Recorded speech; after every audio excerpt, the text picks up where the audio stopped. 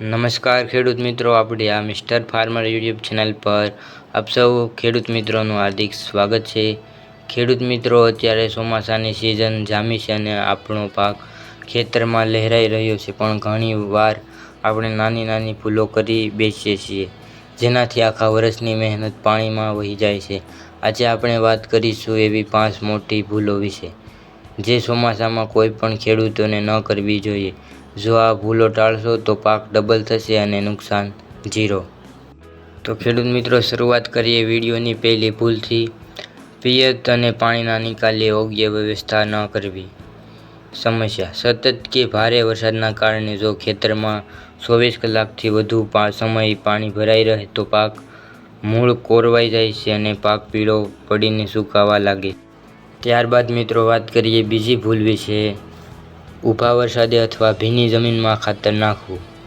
ઘણા ખેડૂતો જોરદાર વરસાદ ચાલુ હોય ત્યારે જ યુરિયા કે અન્ય ખાતર ફેંકી દે છે।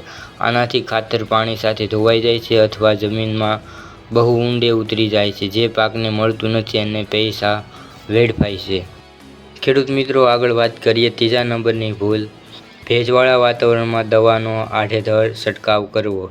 ચોમાસામાં વાદળછાયું વાતાવરણ અને હવામાં ભેજ હોવાથી રોગ જીવાત પણ વધે છે। વરસાદ આવવાની શક્યતા હોય ત્યારે દવા છાંટવાથી તે ધોવાઈ જાય છે। હંમેશા હવામાનની આગાહી જોઈને છંટકાવ કરો। દવા છાંટતી વખતે તેમાં સિલિકોન બેઝડ સ્ટિકર અચૂક ઉમેરો, જેથી દવા પાંદડા પર ચોંટી જાય અને અડધો કલાક પછી વરસાદ આવે તો પણ દવાની અસર ચાલુ રહે। આગળ મિત્રો વાત કરીએ ચોથા નંબરની ભૂલ। નિંદામણ લાંબો સમય ખેતરમાં રહેવા દેવું।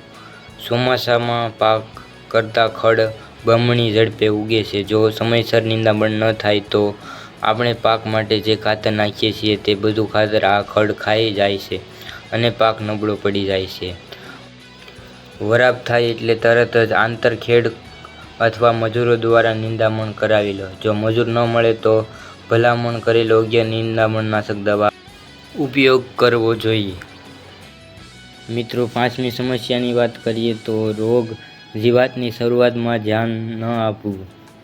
સમસ્યા: હજી તો પાક સારો છે, પછી જોઈ લેશું એમ વિચારીને ખેડૂતો શરૂઆતના સ્ટેજમાં જીવાત કે ફૂગને અવગણે છે, પરંતુ ચોમાસાના ભેજવાળા વાતાવરણમાં રોગ માત્ર 2 થી 3 દિવસમાં આખા ખેતરમાં ફેલાઈ જાય છે। ઉકેલ: રોજ સવારે ખેતરમાં આંટો મારો, પાંદડાની પાછળ ઉથલાવીને જુઓ કે જીવાત શરૂઆત થઈ છે કે નહીં। શરૂઆતમાં જ લીમડાનું તેલ અથવા હળવી દવાનો છંટકાવ કરવાથી મોટો ખર્ચ બચી જશે। તો ખેડૂત મિત્રો, આ હતી 5 ભૂલો જે પાકને નુકસાન પહોંચાડી શકે છે। તમે આમાંથી કોઈ ભૂલ નથી કરી રહ્યા ને તે કોમેન્ટમાં જરૂરથી જણાવજો।